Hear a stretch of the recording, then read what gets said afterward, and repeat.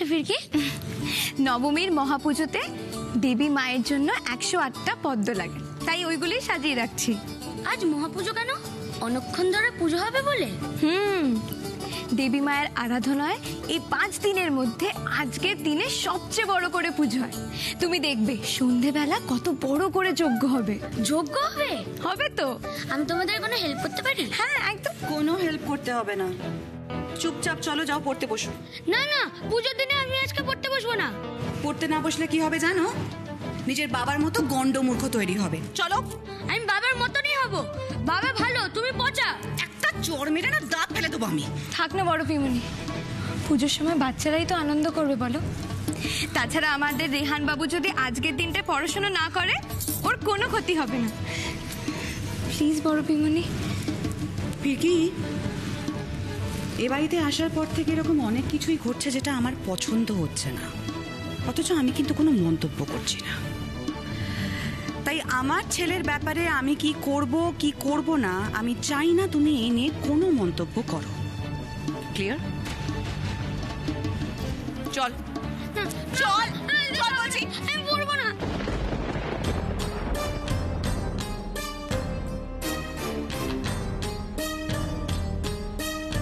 বাচ্চাটা কিভাবে কাঁদছিল লাগছে। রেহানের জন্য আমার সত্যি খুব খারাপ লাগছে। আমারও লাগছে, কিন্তু তুমি তো বড় পিমনিকে জানো। ছাড়ো, বাদ দাও। আমি যাবো না, আমি পড়বো না, আমি যজ্ঞ করবো। চুপ কর তো, তুই চল। আরে কি হলো, কাঁদাচ্ছিস কেন আজকের দিনে বাচ্চাটাকে? আরে দেখো না, পড়তে চাইছে না।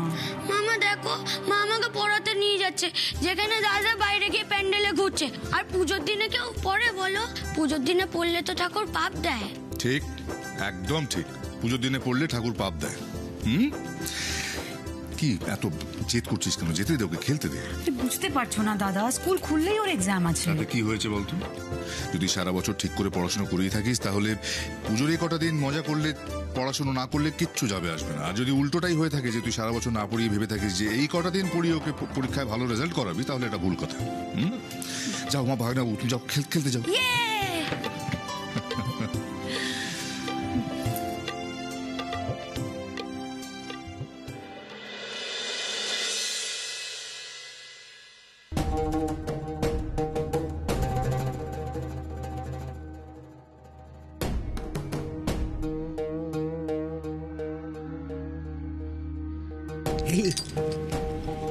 কি হয়েছে? বাংলার পাঁচের মতো মুখটা করে ওদিকে তাকিয়ে আছিস? কিছু হয়নি মা, তবে হবে। কি হবে রে? আগুন জ্বলবে মা। আগুন? যজ্ঞ হবে, মহাযজ্ঞ। আর সেই আগুনে জ্বলে পুড়ে শেষ হয়ে যাবে ফিরকি। ফিরকি?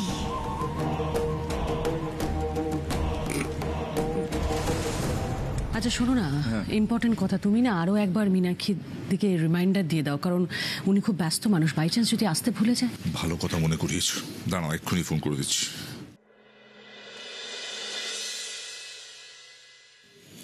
লক্ষ্মীর মুখে যা শুনলাম, তো খুব চিন্তার ব্যাপার।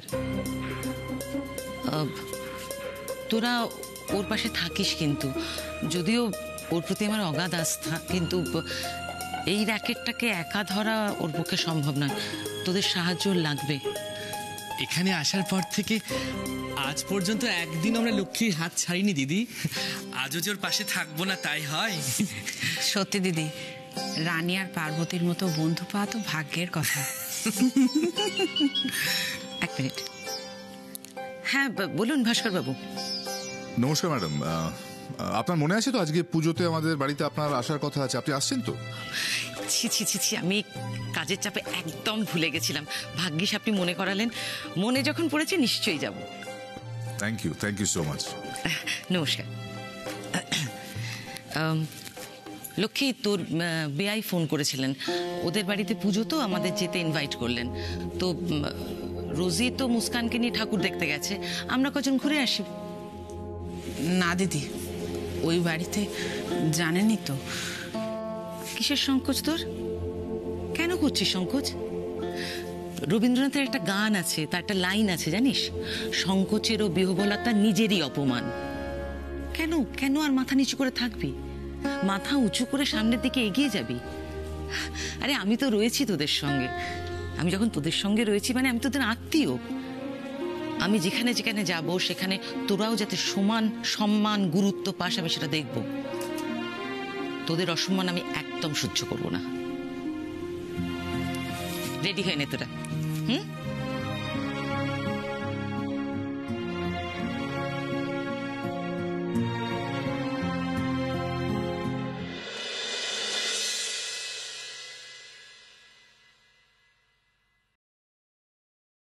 ফিরকি এদিকে আয়। বলো মিষ্টিমা। শোন মা, আজ নবমীর ভোগ কিন্তু তুই রান্না করবি, কেমন? আমি? হ্যাঁ আপনি। এটা এই বাড়ির নিয়ম, বিয়ের প্রথম বছর বাড়ির বউ নবমীর ভোগ রান্না করে। এই তো বর্দি, আমরা সবাই করেছি। এবার তোমার পালা, বুঝলে? বাহ, এ তো দারুণ নিয়ম। ঠিক আছে মিষ্টিমা, আমি সব করতে রাজি, কিন্তু কোথায় কি কি আছে তুমি আমাকে বলে দাও। এক্ষুনি বলে দিচ্ছি, স্টোর রুমে চলে যা। ওখানে গোবিন্দভোগ চাল রয়েছে, ভোগের জন্য লাগে, আর অন্যান্য যা সামগ্রী লাগে সব আছে। ভোগের থালা বাসন সব কিছু পাবি। ললিতা মাসিকে জিজ্ঞেস কর, দেখিয়ে দেবে। আচ্ছা, স্টোর রুম মানে ওপরে ছোট ঘরটা তো? হ্যাঁ হ্যাঁ। আচ্ছা বেশ বেশ, আমি নিজেই সব খুঁজে নিচ্ছি। আজকের এই ভোগ রান্নাটাই ফিরকির জীবনে কাল হয়ে দাঁড়াবে। একটু একটু খোলসা করে বল না। কি আর হবে, একটা অঘটন ঘটবে, বাড়ির পুজোটা পণ্ড হয়ে যাবে, আর ফিরকির নামটা আমাদের বাড়ি থেকে সারা জীবনের মতো মুছে যাবে। আচ্ছা মা, কেরোসিনের পিপেটা কোথায় আছে বলো তো? স্টোর রুমে না? কেরোসিন? হ্যাঁ, উপরে। শোনো, তোমাকে যেটা বলছি শুধু সেটুকুই করো, তাহলেই হবে। হ্যাঁ,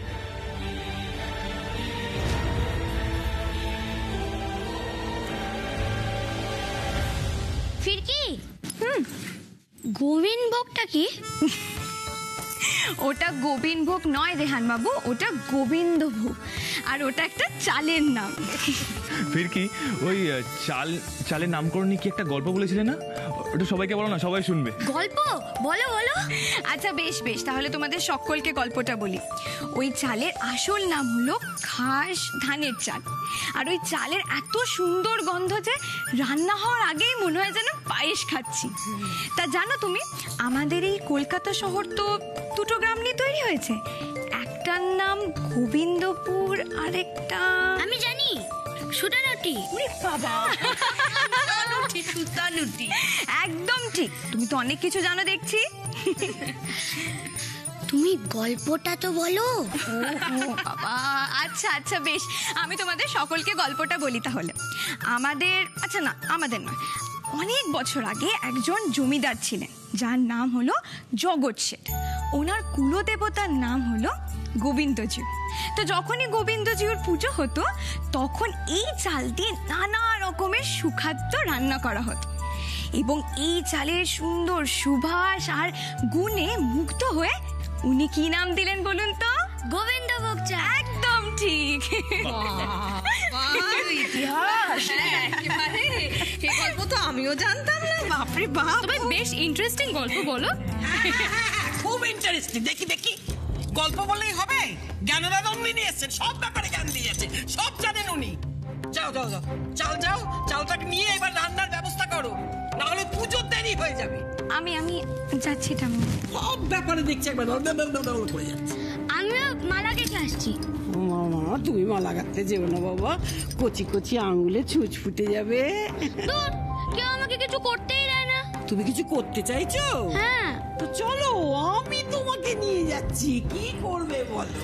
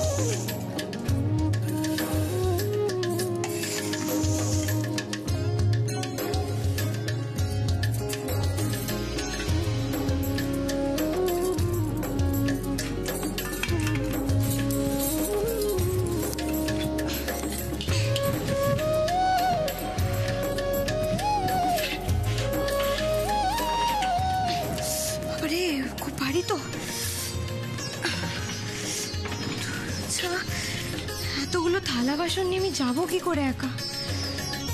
না, তাহলে যাই, আগে গিয়ে ভোগটাই চাপিয়ে দিয়ে আসি, পরে না হয় এসে এগুলো নিয়ে যাবো।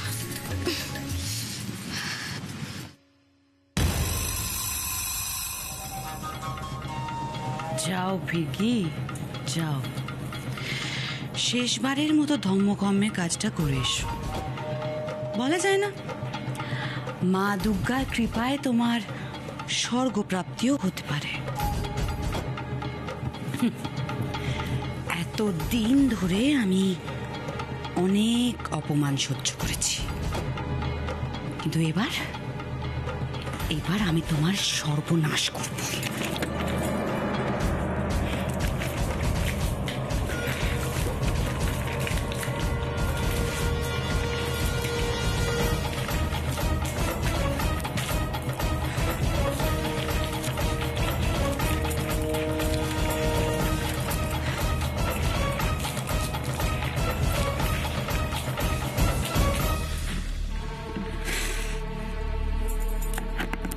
চতুর্গৃহ তৈরি ফিরকি, এবার শুধু তোমার দ্বিতীয়বার প্রবেশ করার পালা।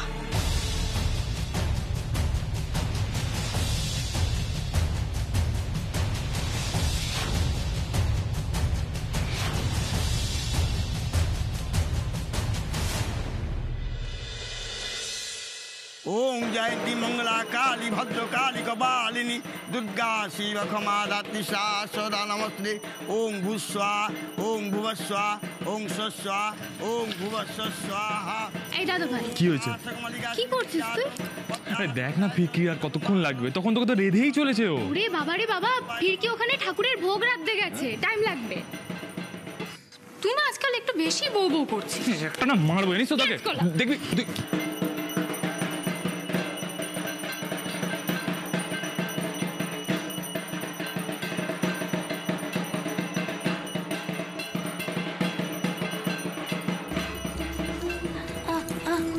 কি হচ্ছে ওটা?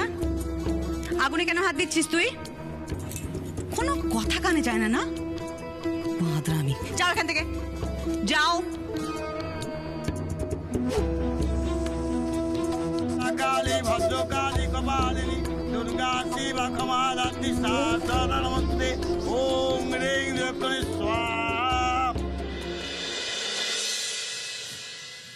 কি হলো রেহান বাবু, আপনার মন খারাপ নাকি? আমাকে কেউ কিছু করতেই দিচ্ছে না। মা, কেন? আমি যদি মালা গাঁথতে চাই তাহলে দিদান রাখছে, আর আগুনের সামনে গেলে মা বকছে। আচ্ছা বেশ, তুমি তাহলে এখানে আমার সাথে থাকো, এখানে থাকলে তোমাকে আর কেউ বকবে না। চলো। তুমি তো ভালো ফিরকি।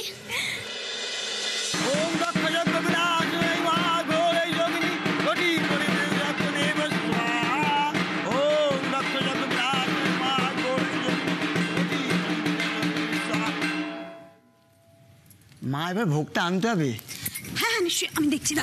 থাক থাক থাক থাক থাক, তোমায় দেখতে যেতে হবে না। তুমি গিয়ে তো আবার গপ্প জুড়ে দেবে, সব কাজ এখানেই থেমে থাকবে, আমি দেখছি, দাঁড়া।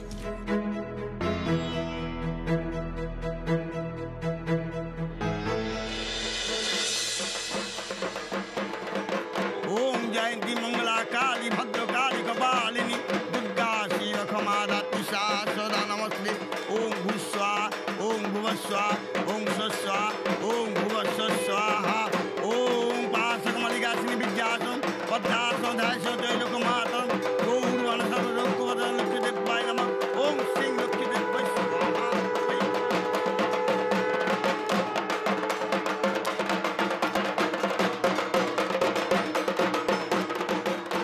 অনেক দিন থেকে অনেক অপমান মুখ বুজে চেপেছিলাম এই দিনটার জন্য। সহায় হয়ো মা, সহায় হয়ো।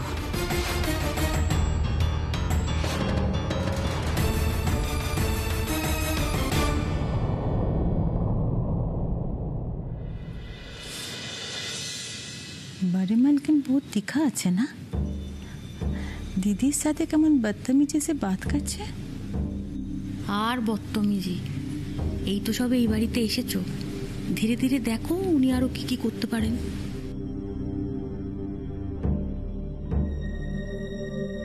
उन्हीं जे की करते पारेन वो मुझे बहुत अच्छे से पता है ललिता दीदी।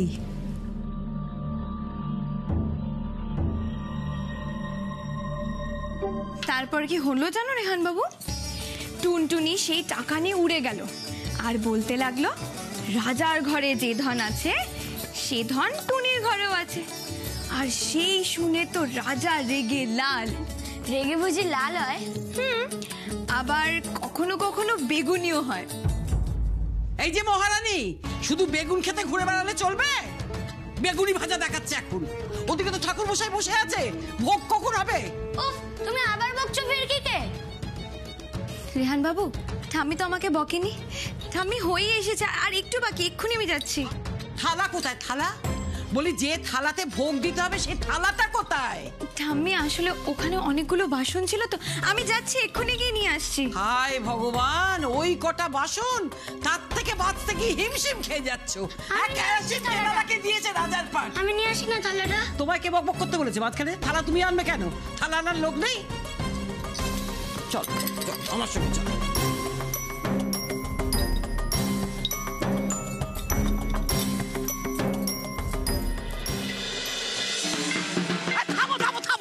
দরকারি কথা আছে, ঠাক বাজাচ্ছে। এই যে ঠাকুর মশাই, ভোগ আসতে এখন দেরি হবে। সে কি? কেন? সে কি কেন কি? আমার নাত বউ, তার মুখ যে স্পিডে চলে না, হাত সেই স্পিডে চলে না। তাকিয়ে আছে মুখের দিকে সমস্ত, যেদিকে না দেখবো সেদিকে আমার ঝামেলা একেবারে। দূর, আমার সঙ্গে কেউ খেলেও না, গল্পও শোনায় না, সবাই খুব বিজি। যাই, আমি গিয়ে ফিরকিকে হেল্প করি।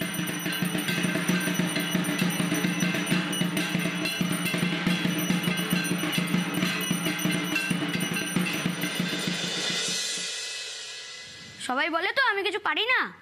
আমি আজকে থালা বাসনগুলো নিয়ে যাব, সবাইকে আমি দেখিয়ে দেবো যে আমি ছোট নই। কই গেল থালা বাসনগুলো? ওই তো।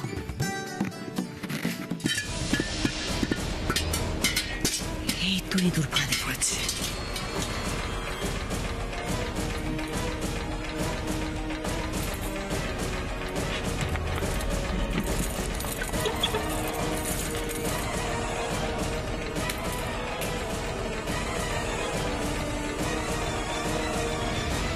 জয় মা।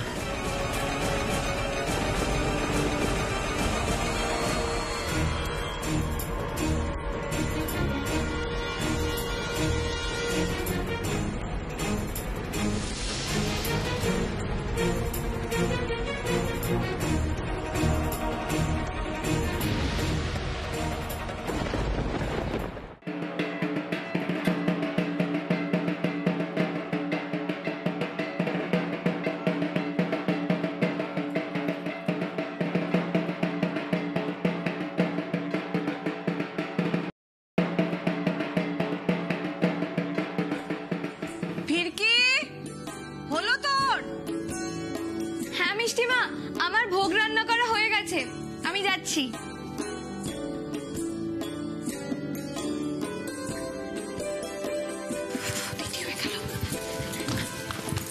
কি তুমি এখানে?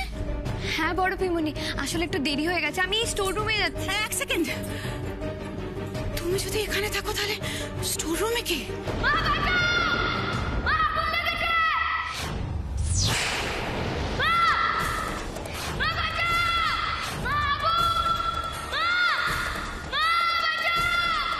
রেহান,